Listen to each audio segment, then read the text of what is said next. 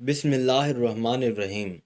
بخاری شریف جلد اول میں ہے، حضرت ابن عباس رضی اللہ عنہ سے مروی ہے کہ انہوں نے کہا، میری خواہش ہے کہ میں امیر المؤمنین حضرت عمر رضی اللہ عنہ سے یہ معلوم کروں کہ نبی کریم صلی اللہ علیہ وسلم کی بیویوں میں سے وہ دو عورتیں کون سی تھیں جن کے بارے اللہ کریم نے سورۃ تحریم میں ارشاد فرمایا ہے۔ آپ کہتے ہیں، ایک مرتبہ میں نے حضرت عمر رضی اللہ عنہ کے ساتھ حج کیا۔ آپ راستے سے مڑے تو میں بھی چھاگر لے کر ان کے ساتھ مڑا۔ وہ آگے چلے گئے اور اپنی حاجت پوری کی۔ جب واپس آئے تو میں نے ان کے ہاتھوں پر پانی ڈالا۔ انہوں نے وضو کیا تو میں نے پوچھا، اے امیر المؤمنین، اللہ کے نبی کی ازواج میں سے وہ کون سی دو تھیں جن کے بارے میں اللہ عز و جل نے فرمایا، اگر تم دونوں اللہ کی جناب میں توبہ کرو تو بہتر ہے۔ حضرت عمر رضی اللہ عنہ نے فرمایا، اے ابن عباس، آپ پر تعجب ہے، یعنی آپ کو پتہ نہیں، اس سے عائشہ اور حفصہ مراد ہیں۔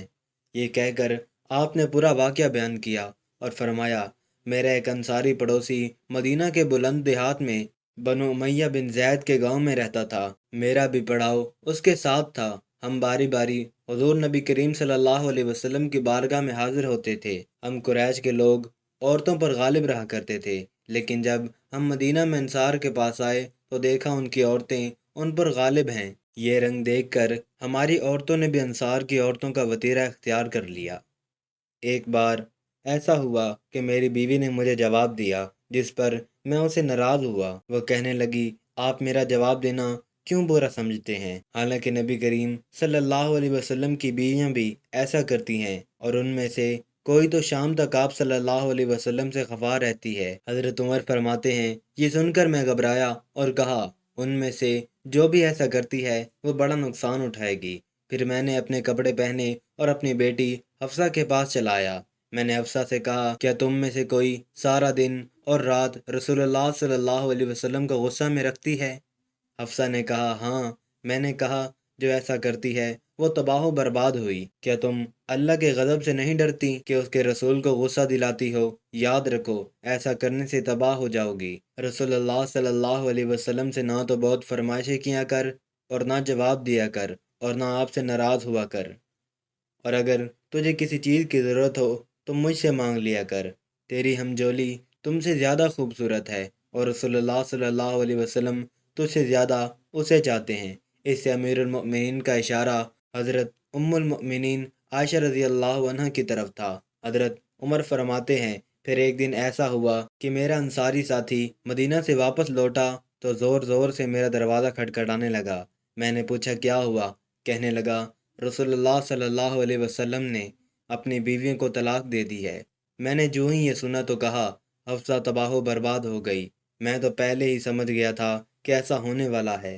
آپ فرماتے ہیں، میں نے جلدی سے اپنے کپڑے تیار کیے اور صبح کی نماز رسول اللہ صلی اللہ علیہ وسلم کے ہمراہ پڑھی۔ اللہ کے نبی نماز سے فارغ ہوئے تو اکیلے اپنے بالا خانہ میں جا کر لیٹ گئے۔ میں وہاں سے نکلا اور سیدھا اپنی بیٹی حفصہ کے گھر چلا گیا۔ میں نے اسے دیکھا تو وہ رو رہی تھی۔ میں نے کہا، کیا میں نے تم کو پہلے ہی نہیں سمجھا دیا تھا؟ اب بتاؤ، کیا واقعی رسول اللہ صلی اللہ علیہ وسلم نے طلاق دے دی ہے؟ وہ کہنے لگی، مجھے نہیں معلوم۔ آپ رسول اللہ صلی اللہ علیہ وسلم سے جا کر بالا خانہ پوچھ لیں۔ میں وہاں سے نکلا تو دیکھا کچھ لوگ مسجد نبوی شریف کے ممبر کے پاس بیٹھے ہیں، اور ان میں سے کچھ رو بھی رہے ہیں۔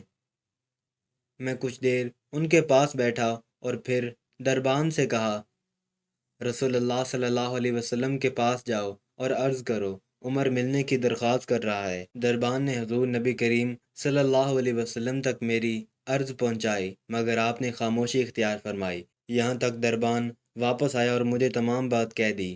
میں یہ خاموشی سمجھتا تھا، لہٰذا میں واپس مڑا اور دوبارہ لوگوں کے پاس جا کر بیٹھ گیا۔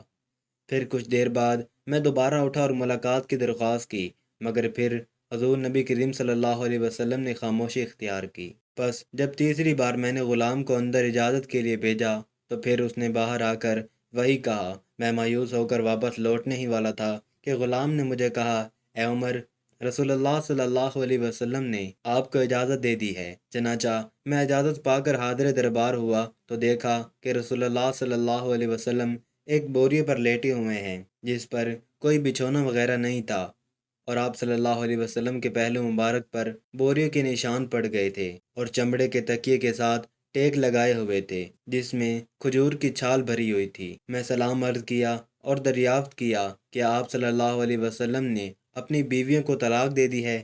آپ صلی اللہ علیہ وسلم نے نگاہ میری طرف اٹھائی اور فرمایا نہیں۔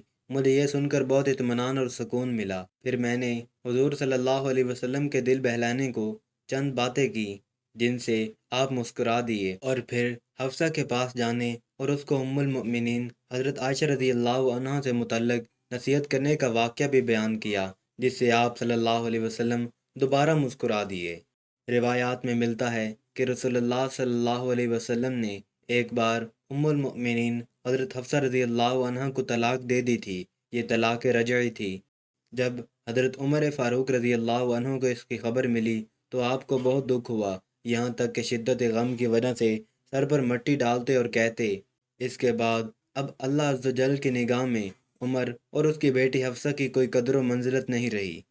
پھر جب یہ خبر مزید پھیلی تو حضرت حفصہ کے ماموں عثمان، قدامہ اور پسران مظعون رضی اللہ عنہ آپ کے پاس آئے۔ حضرت حفصہ ان کے سامنے روتی جاتی اور کہتی، اللہ کی قسم، رسول اللہ صلی اللہ علیہ وسلم نے مجھ سے اکتا کر طلاق نہیں دی۔ اتنے میں اللہ کے نبی صلی اللہ علیہ وسلم بھی تشریف لے آئے۔ حضرت حفصہ نے جب رسول اللہ صلی اللہ علیہ وسلم کو دیکھا تو آپ صلی اللہ علیہ وسلم سے پردہ کر لیا، لیکن حضور صلی اللہ علیہ وسلم کو تو آپ سے رجوع کرنے کا حکم مل چکا تھا۔ چنانچہ حدیث پاک کے الفاظ کچھ یوں ہیں کہ حضرت قیس ابن زید سے روایت ہے کہ رسول اللہ صلی اللہ علیہ وسلم نے حضرت حفصہ کو ایک مرتبہ طلاق دی اور پھر رجوع فرما لیا۔ اس کی وجہ یہ تھی کہ حضرت جبریل علیہ السلام نے آپ صلی اللہ علیہ وسلم سے کہا، آپ صلی اللہ علیہ وسلم حفصہ سے رجعت کر لیں کیونکہ وہ بہت روزہ رکھنے والی اور بہت نماز پڑھنے والی ہیں اور وہ جنت میں بھی آپ کی زوجہ ہوں گی۔